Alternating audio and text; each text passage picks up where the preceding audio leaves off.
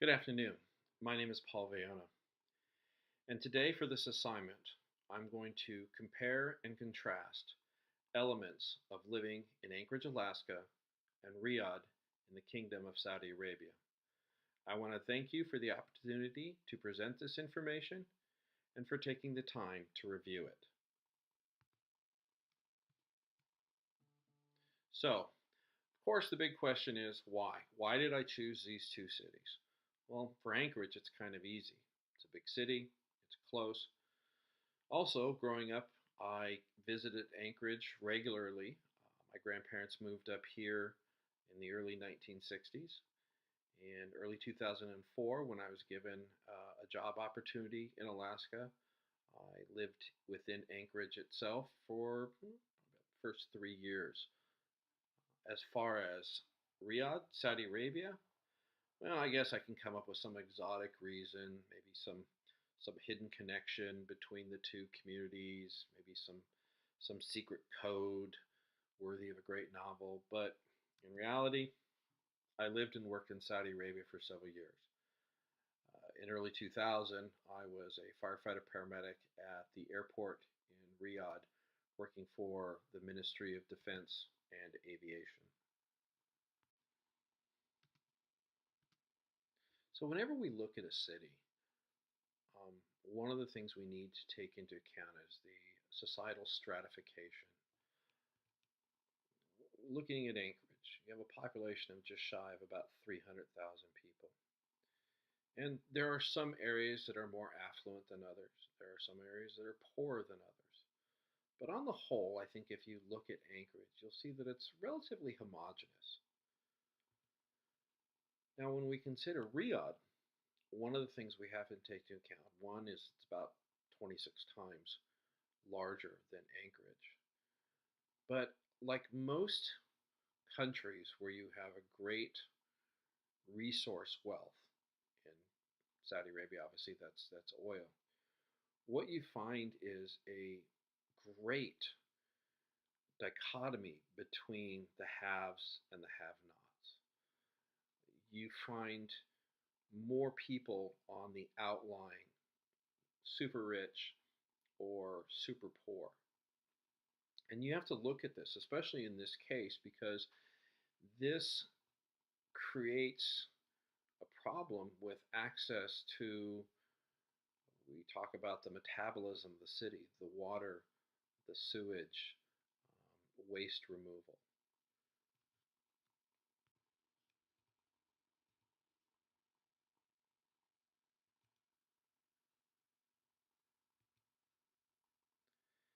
Now, these aren't my photos. Unfortunately, the last time I was in Saudi Arabia, digital photos were not a big thing. Actually, photography was still something that's not really appreciated over there. I got these from public sources on the internet. But what I wanted to show, and what I can say from my experience, is that looking at the top two photos, I can tell you that very likely they are no more than a few feet away from, say, the bottom photo. And what the bottom photo represents is actually a relatively modest, what's called a compound. These are like gated communities you would find in the United States, except that instead of fences and gates, you have walls. These walls can be several meters high. They're not just meant to keep non-residents out, but also to shield the residents of the community from the prying eyes. People don't see what goes on in them. These compounds are owned by, say, large corporations that have contractual agreements with the government, say Boeing, Airbus, a lot of different companies, and this allows Westerners to lead a relatively comfortable Western lifestyle. Some of them have their own stores. Some of them are commercial operations, like you would see a big apartment complex. And they range from, like I said, this relatively modest to some compounds are, I would say, luxurious would be an understatement. But again, the big point I want to make is that within these compounds, you will see sanitation, you will see trash removal, you will have access to water on a regular basis, proper sewage. Whereas living out in the community, this is not always available. And as Riyadh grows, you're finding these older parts of the city that weren't really prepped for these type of resources. They're not going back and retrofitting them. They're just kind of growing and moving away. And while at the same time they're not doing anything to upgrade or even tear down these parts of the cities that don't have proper sewage or gas lines or water lines. So let's start with solid waste in Anchorage. The big one, obviously, is the Anchorage Regional Landfill. This takes up a portion of Fort Richardson. It was opened in 1987, about the time that the Merrifield dump was closed. Within the municipality itself, the collection of trash is commercial, contractual. Some people don't have it based on they may live in areas up on the hillside that may not have commercial trash pickup. The city does operate several transfer stations where people can go and for a fee drop off their trash. Several of these commercial operators will also drop off at this transfer station to be loaded onto larger trucks for transport to the regional landfill itself, and eventually everything does wind up in the landfill. One thing I did want to mention that was brought up in the class time, they were talking about medical waste, and while the landfill does accept medical waste, anything that is considered hazardous or infected material is incinerated on the hospital grounds itself. So, the body parts, organs, those are supposed to be handled by the hospital on hospital grounds. Sometimes they do wind up at the landfill, and it is quite an event. And usually it involves administrators being called to the dump, to the actual place in the dump where it's dropped, so they can view it. And it's quite a mess on many different. Now, looking at Saudi Arabia, again, not a lot of information. The kingdom is um, not prone to release information unless it shows it in a very positive light. One of the things that I was able to find, very similar to the United States, were about 3 to 5 pounds per person per day is what they produce. However, pickup is very inconsistent. Again, living on the compound, living on a very luxurious compound, you would probably never even see the trash. You would take it to a door, you would drop it off there, and magically it would disappear. You'd never see it. But usually on the compounds, the trash is taken away very regularly. The streets are kept clean. However, in the outside, away from these compounds, trash piles up. And it may or may not get picked up on a regular basis, may not get picked up at all. Another thing to consider is that though about 75% of the population does live within large cities, most residents are no more than a few generations away from their Bedouin nomadic tribes. And in those tribes, trash is basically deposited where you drop it. There's not a lot of concern. It's a huge desert, and you may not ever come back to that point and see it again. This photo here is a great depiction of some of the public trash bins throughout Riyadh that you'll see. And again, it demonstrates that this is the norm. This probably it was forgotten, not cared about, and trash just piles up. And this is a good demonstration of, people will drive, even that live in the city may drive by an empty lot and just dump out their trash. Now I will say this: usually you don't see the camels wandering around close to the city; they tend to be a bit farther out. Now, what is the government doing about this? Well, they are trying to clean up. Um, they are very aware of their image to the world as they become more involved in the global society. So they are giving incentives to these commercial operators to clean up their mess, for lack of a better term. They are following through with, like most communities, reduce, recycle, reuse. There is a big program for composting, which I always found really funny because they're a desert and there's not a lot of need for compost. But they are coming up with a composting plan. One of the more fascinating things that I found is that there is a big push to start a waste to energy program.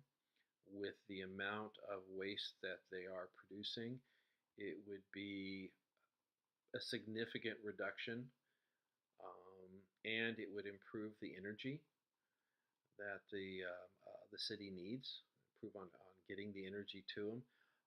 Being in the middle of the desert, it would not be difficult to put a energy plant far enough away from the city that it would reduce the chance of any of the pollutants, dioxins, if they're burning plastic not hot enough, that would possibly get into the city and cause problems that way. So if we switch our focus over to wastewater, and let's start with Anchorage. Of course, before you can have wastewater, you got to have water to begin with. And for the municipality of Anchorage, that water primarily comes from Eklutna Lake, which is just outside of the municipality borders. Um, the municipality operates an initial treatment plant, and the water passes through there and is then piped into the the municipality, into Anchorage for use. Once there, once used, the municipality operates three wastewater disposal. The main one in Anchorage has a processing capability of 9.8 billion gallons.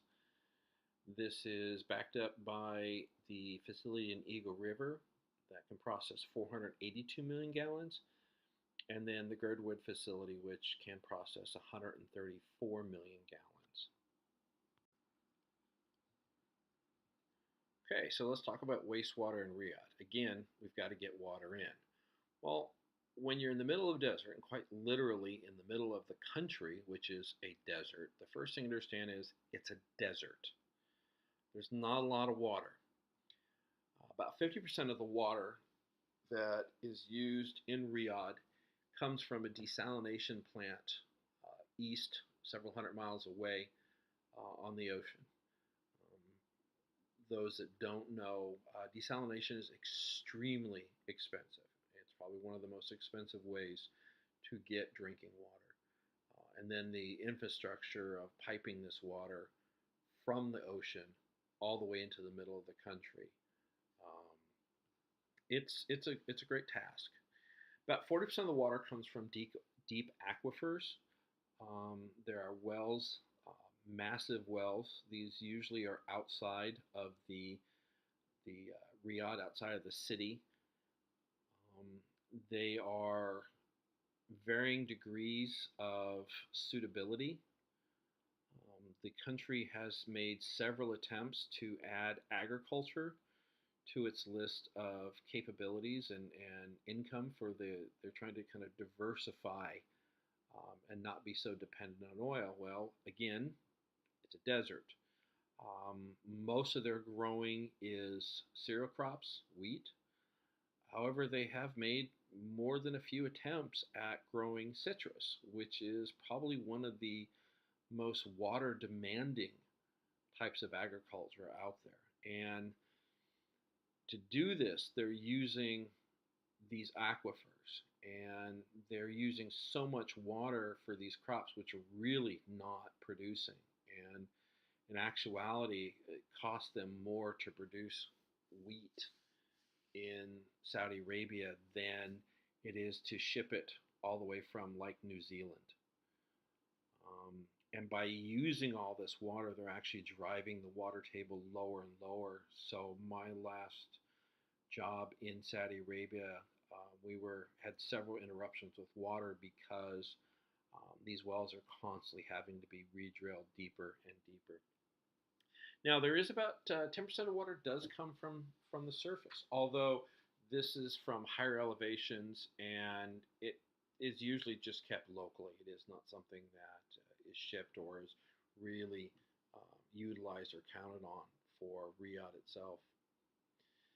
Um, when we look at wastewater in 2012, there was about less than 60 water treatment plants total for the country. This is again a country of 7.5 million people. This was a big problem. They've had a lot of problems with it, a lot of breakdowns. The country has invested just a little bit more than $500 million, and by the end of 2019, they're expecting to have 204 water treatment plants online. And this is for the whole country. And one of the things I also want to bring up with the water treatment plants, these plants are as good as anywhere in the world.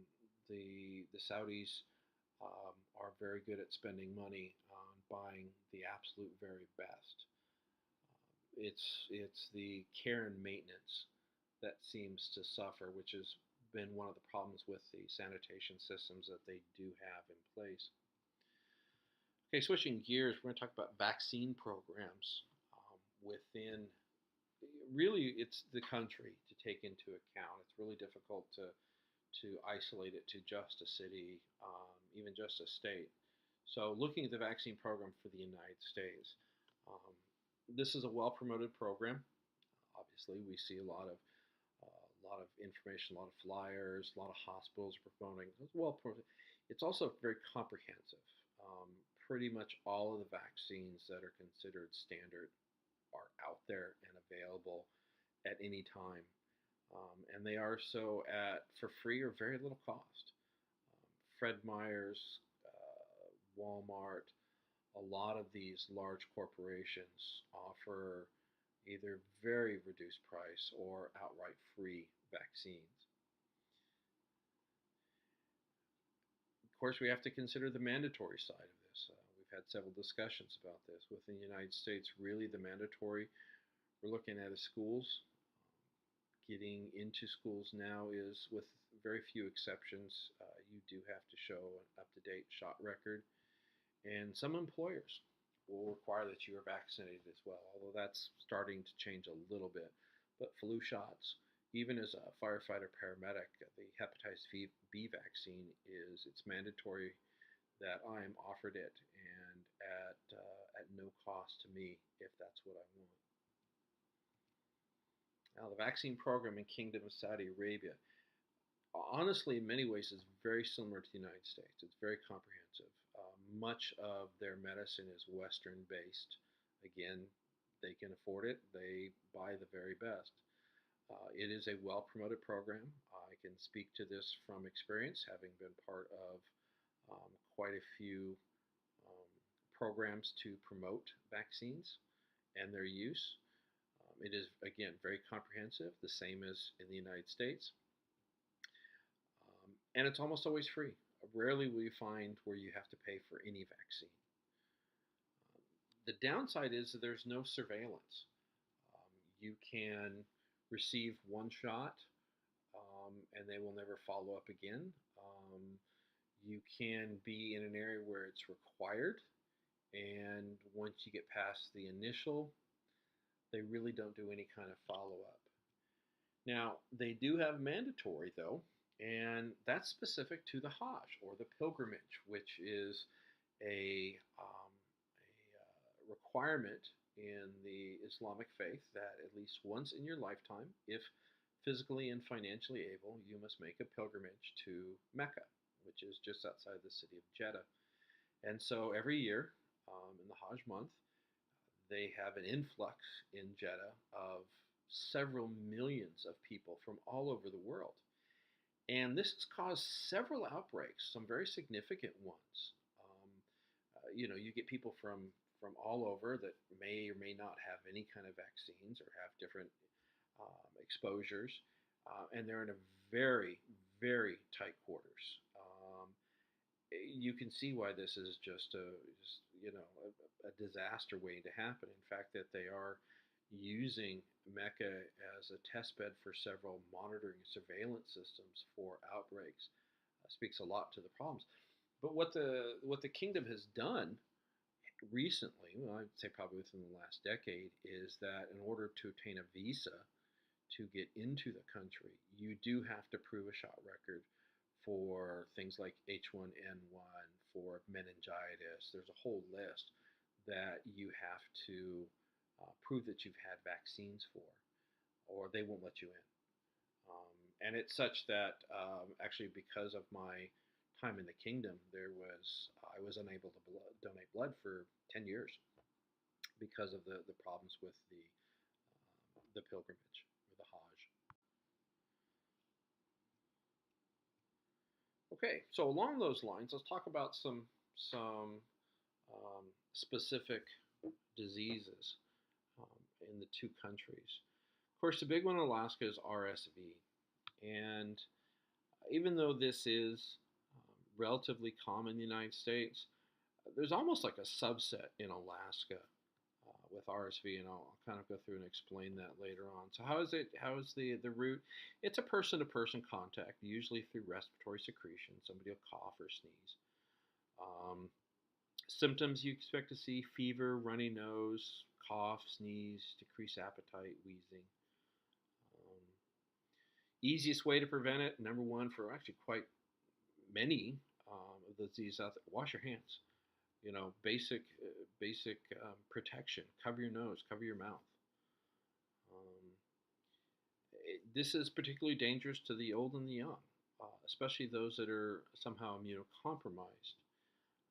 One thing about Alaska is that in Alaska, and there's still a lot of research out there, that Alaskan children are 3 times higher uh, chance of being admitted to a hospital from RSV. And one of the things that they bring up is these are children that grew up in the villages. And this could be an issue of immunocompromise, of the environment. There's a lot of different reasons. Um, like many diseases, these are seasonal, and it usually lasts mid-September through mid-November. However, again, Alaska being unique for RSV, it's pretty much year-round. Um, you can expect to see RSVs, Christmas time, April, in the spring. It is pretty much year-round. What the government's doing about it, mostly it's surveillance. Um, there's no vaccine for it. Um, they will watch for outbreaks. They will look for signs of outbreaks. Case in point was several years back, one of the native conferences and get together. I believe it was in Barrow. So you get people from all the villages, similar to the pilgrimage. You get all the villages that come and gather in one place, um, close contact, and then go back at the end of the conferences to their individual villages. And there were cases where medevac airplanes, there was a line of medevac airplanes in the sky passing each other, going back and forth to these villages, Barrow being one of them, just constantly flying these RSV patients out. As far as mortality rate, this one I was able to find. Looking at the CDC website, they did list for seniors over 65 of about 12,000, but I was unable to really come up with a number for especially children and overall. Another thing to look at is sexually transmitted disease in Alaska, which is a huge problem. The one I'm going to talk about specifically is gonorrhea. Again, this seems to be something that's a little bit more common in the villages.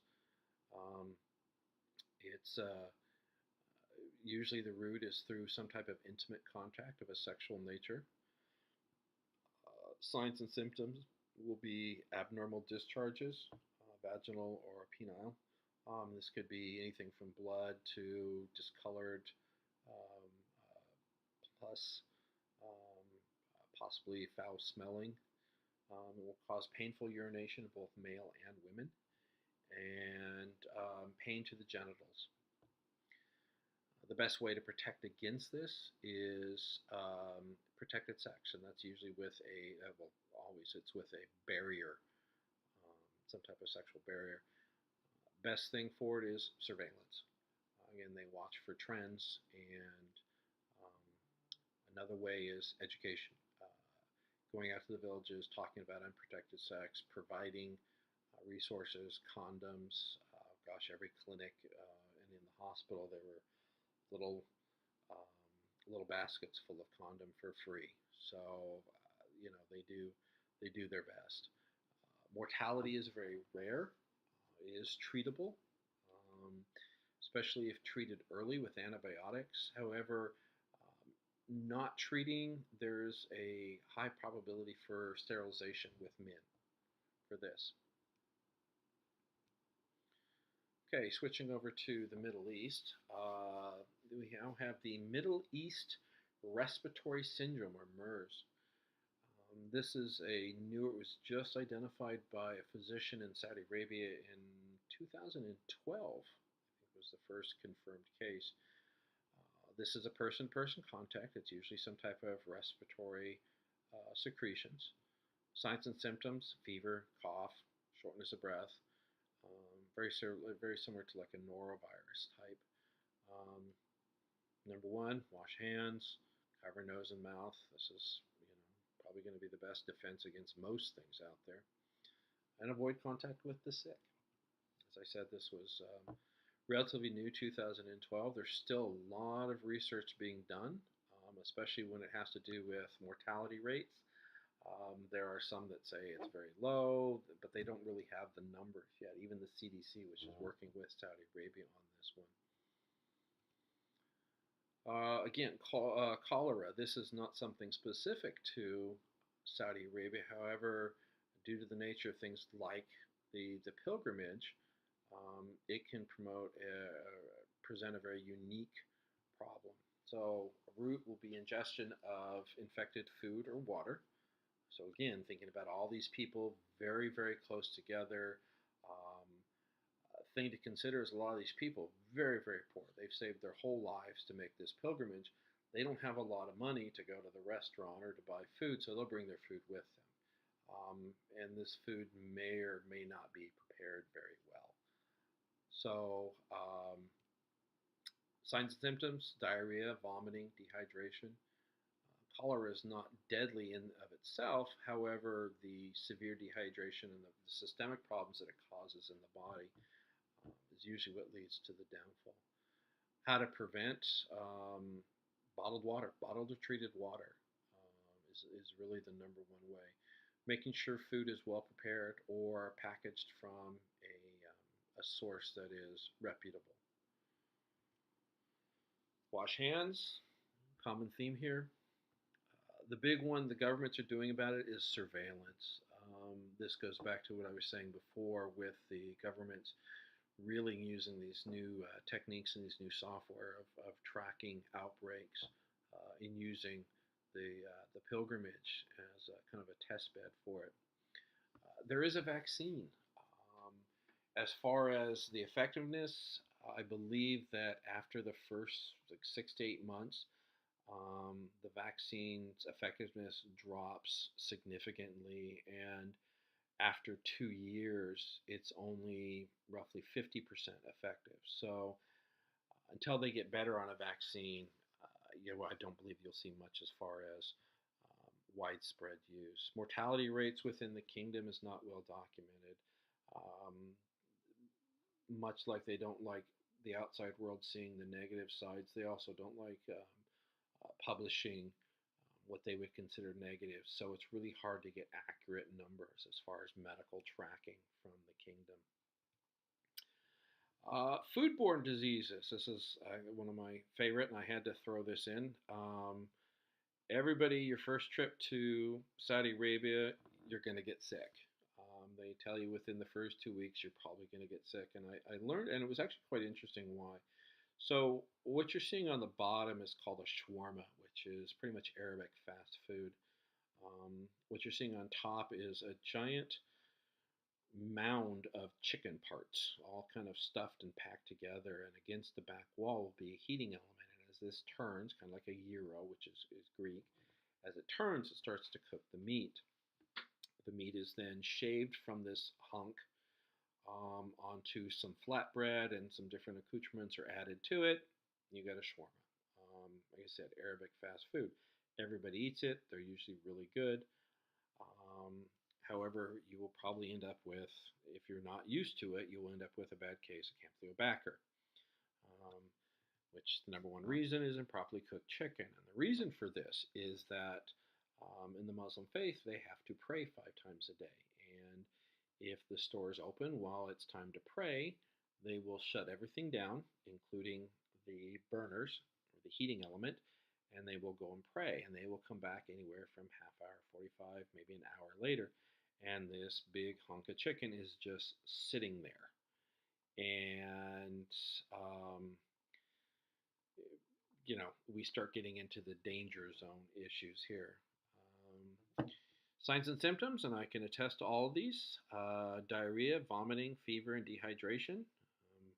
Quite possibly all happening exactly the same moment, which is really uncomfortable. How do we prevent this? Of course, would be proper food hygiene.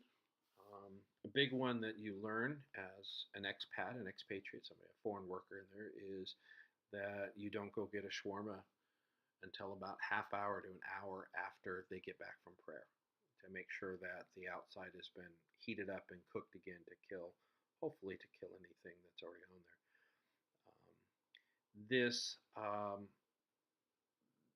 The Saudis are trying to educate the food preparers, but doesn't get a lot of attention because it only really seems to happen to the foreign workers that just get there.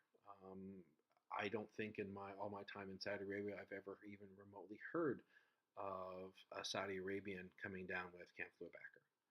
So this is just something that they've been exposed to for so often that they've got a built-up immunity. Mortality, there was a time when I wish I could be listed under the mortality. However, it didn't happen, and for 2 weeks I was quite miserable.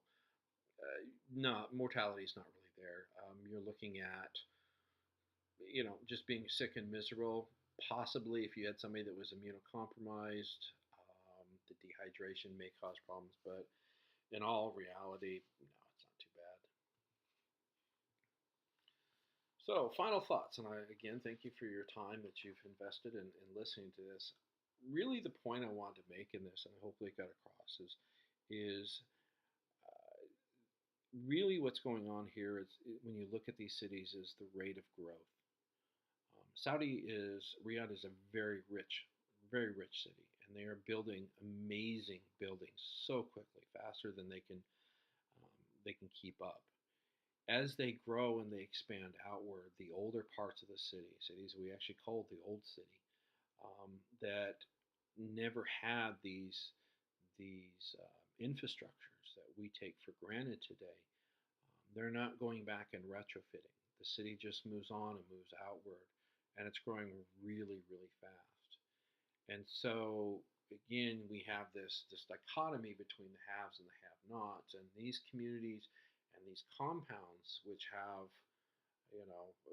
the best of anywhere you'd find in any Western world, are feet away from buildings that don't have running water, that may not have gas to heat or to cook. There are still buildings where you will see people cooking with wood inside the building. So this is a case where they became so rich so quickly and grew so fast, they outpaced their ability to keep up with. Their metabolism is not fast enough. If you look at a city like Anchorage, and even in the few years that I've been up here, I've been coming up here, to us we see it growing very fast, but it's growing at a rate where the infrastructure is extending out with it. We never had those cities, or the parts of the community that were lacking in basic resources have long been upgraded. And as we grow and extend outward, we're taking those with us. So I think that's the key to take away from this, as far as the waste management, as far as the resources, the metabolism of the city, is you can grow too fast. And these are some of the resources that I used, or references I used for this. A lot of what I did was using my own firsthand knowledge, but I did reference a lot from, especially from the CDC. And of course, I can't finish any project without highlighting the motivation for all that I do, and why I work so hard. So again, thank you for your time, and I hope you have a wonderful day.